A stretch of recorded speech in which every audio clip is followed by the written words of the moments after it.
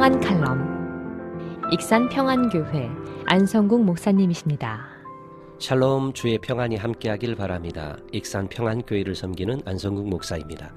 마태복음 13장은 비유장이라고 불리는데 그 이유는 유독 비유에 대한 내용이 한데 모아져 있기 때문입니다. 비유란 설명하기 어려운 내용을 이해하기 쉽게 다른 이야기에 빗대어 이야기하는 것을 가리킵니다. 예수님은 비유를 사용하는 것을 선호하셨고 보통 비유의 내용은 하나님 나라, 곧 천국에 대한 것이었습니다.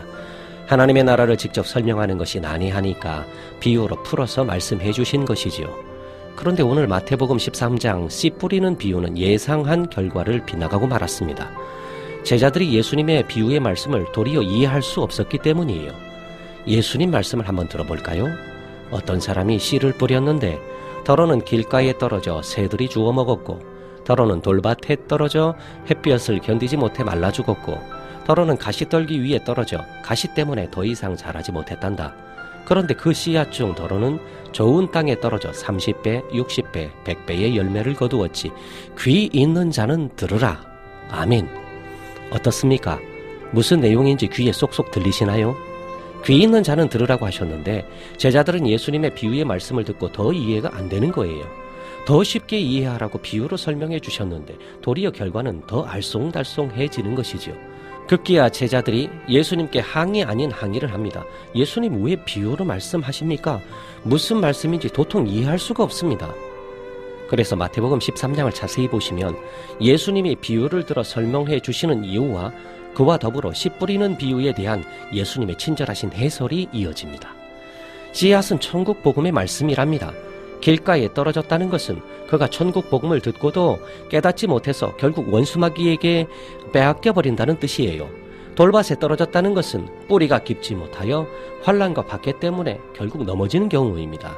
가시떨기 위에 떨어졌다는 것은 세상 염려와 재물의 유혹 때문에 더 이상 말씀의 싹이 자라나지 못하는 것을 가리키고요. 마지막으로 좋은 땅에 떨어진 경우는 30배, 60배, 100배의 결실을 맺게 된다는 것이지요. 이렇게 예수님의 설명을 듣고서야 비로소 제자들은 고개를 끄덕이게 되었던 것입니다. 그런데 예수님의 비유를 풀어주시기 전에 해주신 말씀이 우리의 눈길을 주목하게 합니다. 귀 있는 자는 들으라고 하셨는데 왜 누구는 듣고 누구는 듣지 못하는지를 정확하게 지적하셨습니다.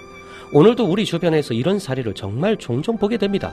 믿음은 들음에서 난다고 했는데 같은 말씀을 듣고 왜 누구는 눈물을 흘리며 감격하는데 왜 누구는 감동은커녕 도리어 그 말씀으로 인해 시험에 드는 사람도 생겨납니다.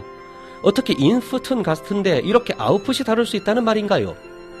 예수님 말씀에 듣기는 들어도 뭔 말인지 깨닫지 못하는 것과 보기는 보아도 알아차리지 못하는 것은 바로 마음이 완악해져서 그렇답니다.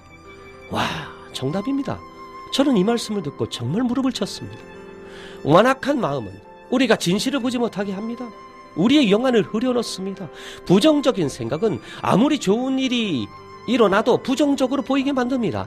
불평과 불만은 매사를 비뚤어지게 해석하게 합니다. 우월감과 열등감은 들리는 말들을 죄다 오해하게 합니다.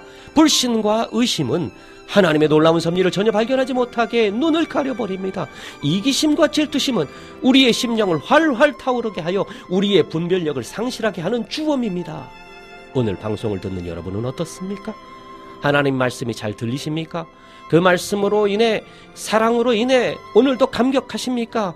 아니라면 얼른 귀를 깨끗하게 청소하십시오. 마사지라도 하셔서 기필코 보드라운 귀로 만드십시오.